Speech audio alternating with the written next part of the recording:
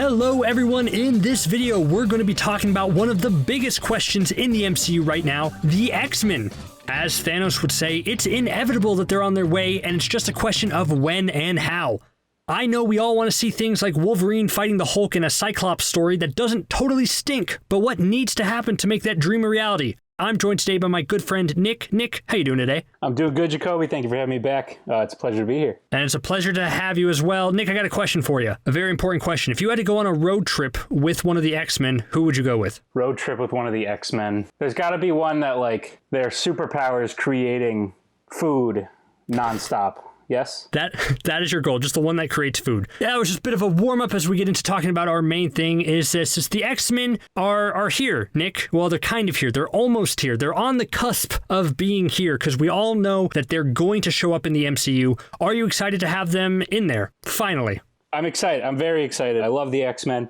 I love the Fox movie versions of the X-Men. Even if the Fox movies themselves are hit or miss here and there. I'm excited to see the X-Men in the MCU. But I'm very nervous that it might be done incorrectly. I hope it's not. It is so easy, I guess, to have it done incorrectly, right? It's like the X-Men are very easy to screw up and hard to get right. But if it's done right, I think it's going to be great. But I think there's a lot of challenges in order to make it a success. One of the big things that we're going to be talking about today is how you actually bring them over, because they're in a bit of a predicament. I mean, they haven't been there at all. We haven't seen any peep from any sort of mutant activity in the world, in the MCU as we know it. And they might retcon a decision to be like, they were here the whole time, you just didn't see them. I think that is the wrong way to go. What do you think? Yeah, no, I agree. It would be very hard to explain the sudden appearance of this. A lot of the population has this mutation thing. Like, the whole point of the X-Men is there's a group of X-Men, and it becomes this big, almost political thing into how do we treat these new people with powers. So to say that they've been here the whole time, I think, would be a little tough. Though, if you look at the Fox movies, like the whole point is Charles Xavier's school is secret. No one knows it's a mutant school. It's just a school for gifted youngsters, and people who have mutations, like, often can hide them. But I still don't see a feasible way that the X-Men could have just been here the whole time.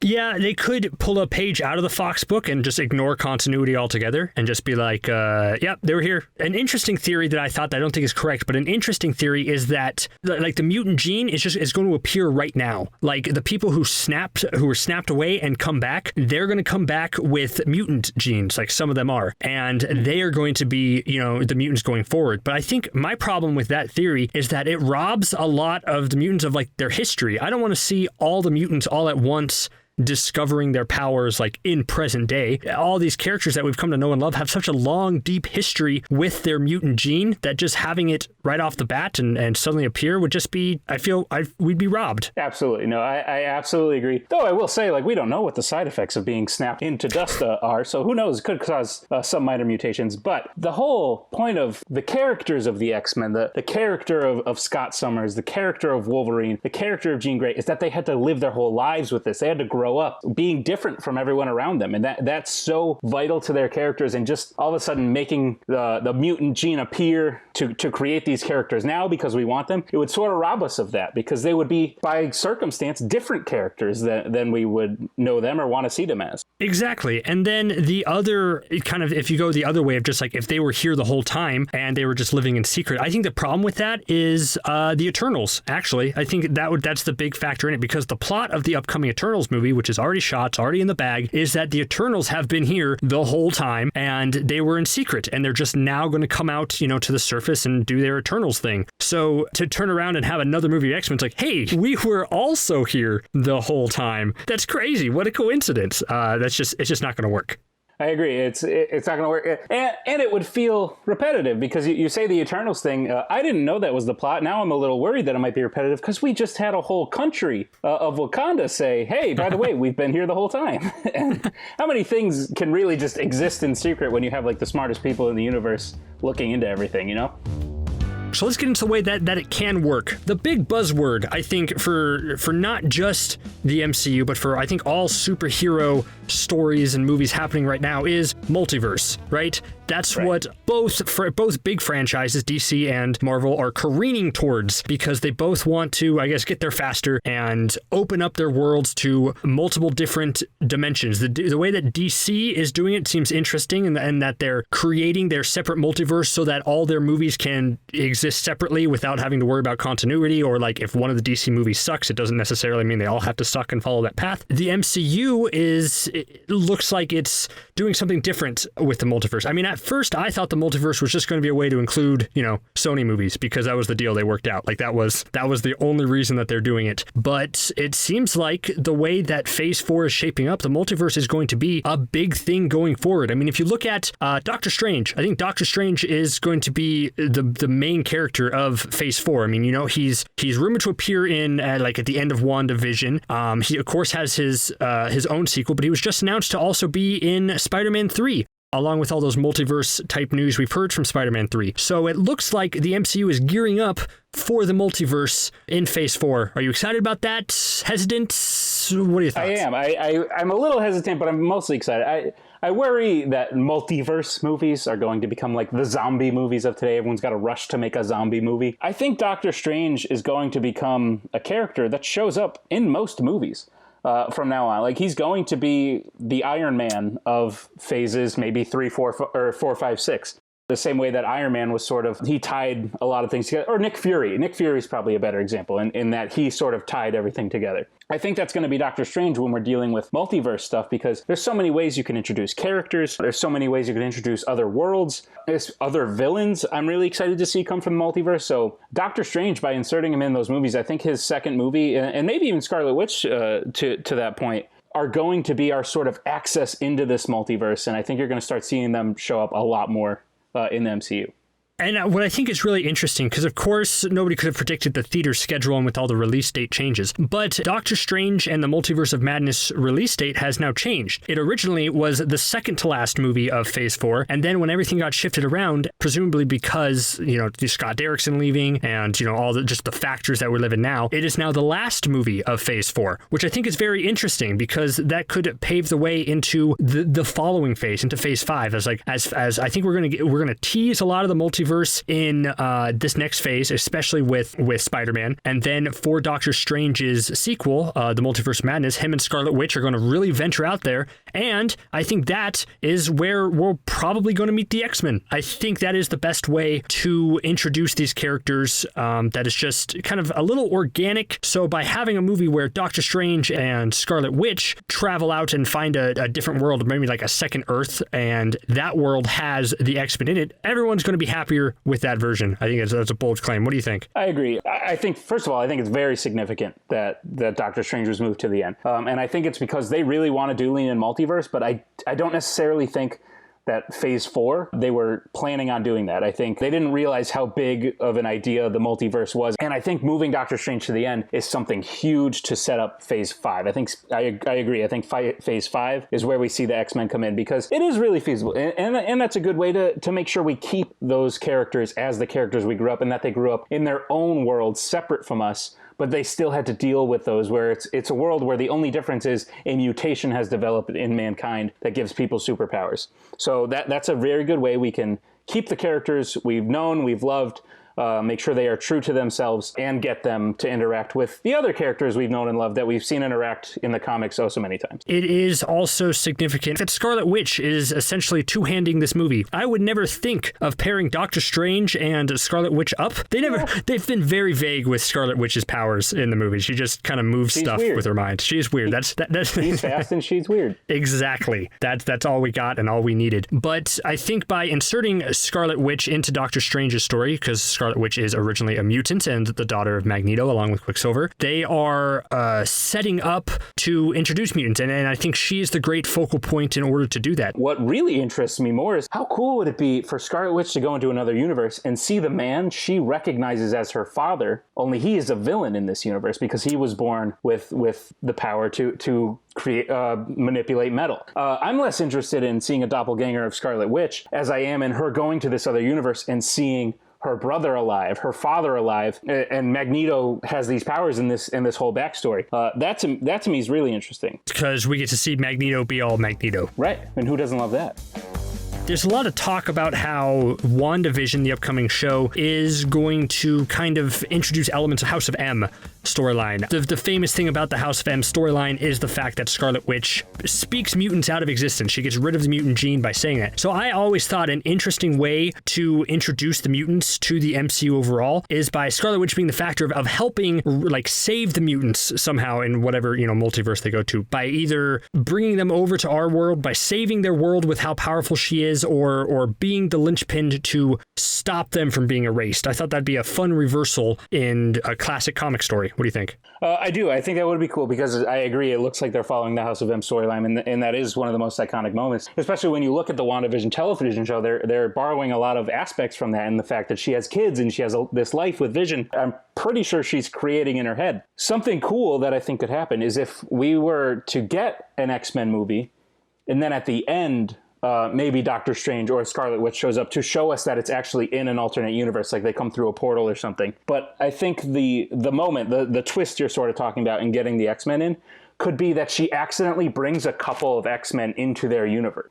Ooh. She accidentally takes like the X-Men we know, because you can't bring every mutant from the other universe into this one. That was the whole point of the House of M storyline, is there were so many mutants and the comics were getting so out of control that they didn't know how to deal with this mutant exists. How do we focus on Wolverine when there's all these other mutants? And she got rid of so many mutants. So I think that could be an interesting twist on it, is that now we get to see Wolverine, Cyclops, Jean Grey, Storm, all these people from the other universe have now been brought into this one by Scarlet Witch. Like, where's this place in the timeline? WandaVision is the first thing to come out. I think I personally would like to be introduced to the X-Men first in their own movie, not knowing that it's an alternate dimension until like the end. And then maybe we do a second season of WandaVision after that, where she creates this portal that sends all the X-Men we know. Maybe it drops the whole Xavier's school with all the X-Men into this universe with Spider-Man, with Black Panther, with all these people. And then we get to see them interact that, and now they have to live in this universe. I think that is a very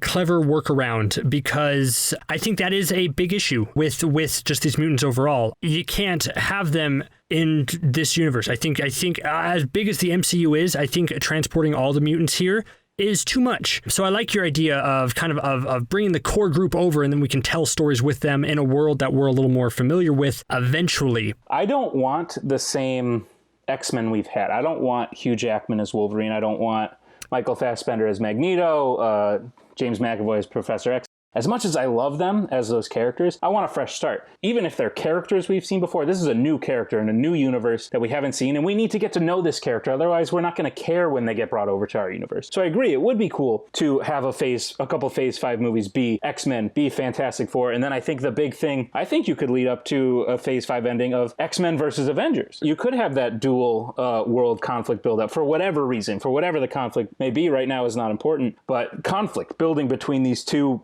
separate universes that know of each other's existence, to the point when Scarlet Witch brings them over, maybe brings the Fantastic Four over if they're over there too, maybe some other heroes. That's when the conflict erupts and you get Avengers versus X-Men at the end of Phase 5. And then whatever the fallout of that is, now we have a universe. I assume they would all be friends at the end. Hopefully. And now we have a universe where Professor X gets to interact with Black Panther and Doctor Strange, and Wolverine gets to fight alongside Hulk. And I agree. I think it would take time to do that, and that time should be taken. But this is the long-term goal.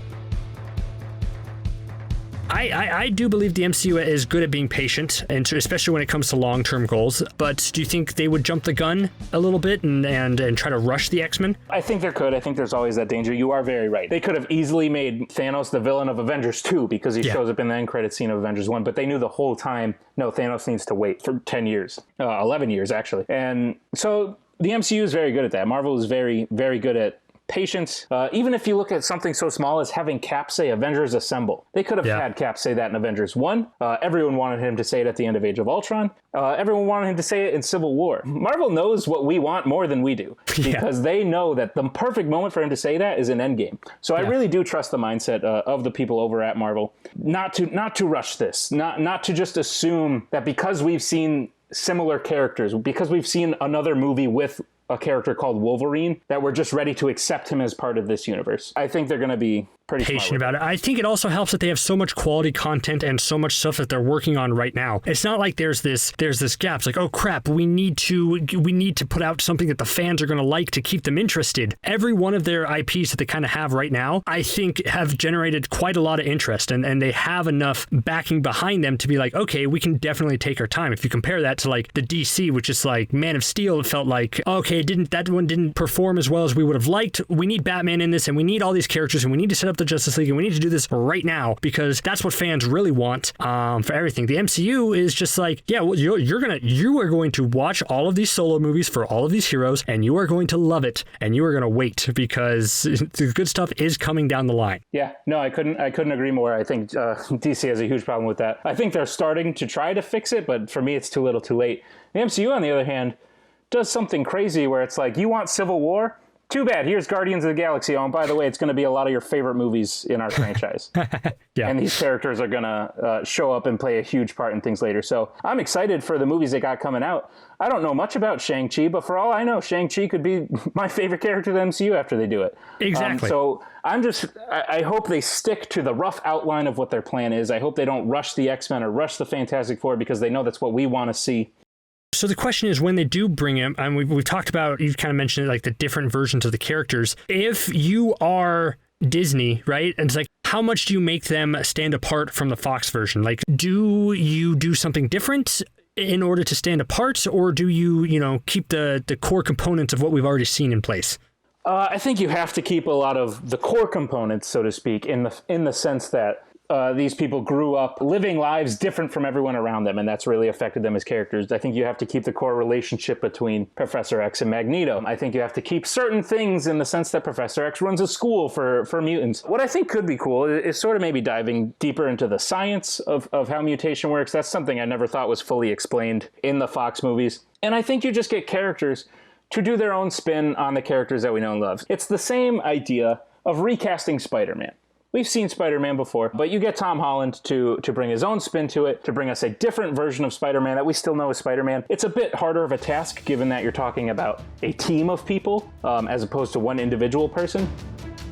Which X-Men do you think is going to benefit the most from being in the MCU? Because I think I'll take the easy answer, which is Cyclops, because Cyclops, obviously in the comics, is like one of the best characters, I think, in X-Men, but like the movies have not done him justice at all. In any aspect, in any way, shape, or form. So I think maybe with the MCU, they could make Cyclops kind of the true leader that he's supposed to be, where the Fox movies kind of made Wolverine the leader and Wolverine's the face of the X-Men. Like, maybe the MCU can have Cyclops be the main guy going forward and build the team kind of around him and him be the focal point. And that would be enough to differentiate the mutants that we're going to see in the MCU from the Fox version. What do you think? Who do you think is going to benefit the most? My choice for this question is Storm. Storm, who kind of got the same deal as Cyclops. A little bit better. They did her a little more justice, but not by much. And so, the coolest thing is in your question is benefiting from joining the MCU. Storm has a rich history of interactions with other characters in the MCU. She married Black Panther. Absolutely. I think seeing Storm and all the X-Men in general, I think, could benefit so much just from interacting with the characters that we already know.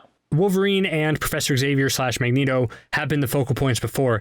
If you kind of switch focus and make our focal point into this new version of the X-Men, both Cyclops and Storm, maybe as your two heads of everything going forward, and use that to open up the world, I think you got yourself a pretty good future there with the franchise. Yeah, absolutely. If you or a Jean Grey, if you actually focus on Jean Grey and make her a more vital character, we'll actually care a lot more when she becomes the Dark Phoenix. And then that storyline might actually work in a movie. There is no way that they are ever going to try a Dark Phoenix storyline again. I do not see them doing that. I don't know. You think Kevin Feige would just be like, it would just pull an ultimate baller move and just be like, you know what we're going to do? We're doing Dark Phoenix. We're doing it the right way. If we asked him today, I'm sure it's not in the plans right now. However, if they introduce the X-Men in the way we've sort of spoken about, and it's successful, and they bring them over into this universe with Spider-Man and with Doctor Strange and with Captain Marvel, I don't think Kevin Feige would hesitate, because he knows that the fans have wanted to see a good Fantastic Four movie, and they've wanted to see a good Dark Phoenix storyline. and he knows that they can deliver on that. Okay, here's the last question that I kind of have that I want to talk about is we're all excited for the X-Men. I think we've presented ways that the X-Men could be introduced and the ways that the MCU could focus on the X-Men to build them up. Is there any chance that the X-Men, with so much X-Men focus and how all of them have such rich stories, that they kind of take away from the other characters we know and love and like they become the new face of the MCU? Yes, and here's what I don't want to see. I do not want to see solo movies starring members of the X-Men. Something with Fox, and I do really appreciate the Fox movies. When you think about it, they're not really team movies. They're not really team up movies. A lot of them are focused on Wolverine's story. A lot of the prequels are focused on Professor X and Magneto. And because we focus so much on them, we don't get to learn a whole lot about the other characters to the point where when they actually fight, we only really care about the characters that we've been told to care about. If we start getting solo movies where characters are getting more attention than others, then they're not going to become true X-Men movies. They're going to become, okay, we saw Wolverine in this movie, and now I want to see what happens in this big team-up movie. It worked for the Avengers. But yes, I agree with you. That's why I don't want to see solo movies, is because that will become the new focus, is making these solo movies about these X-Men and then bringing them together in a team-up movie called The X-Men. Whereas I think the movie can just be the X-Men and we can focus on them as a team because that's really what they're supposed to be. Well, that's going to wrap up our episode today. Thank you, Nick, so much for the conversation. Always a treat talking with you about MCU superhero stuff. Like, comment, subscribe, all that fun stuff.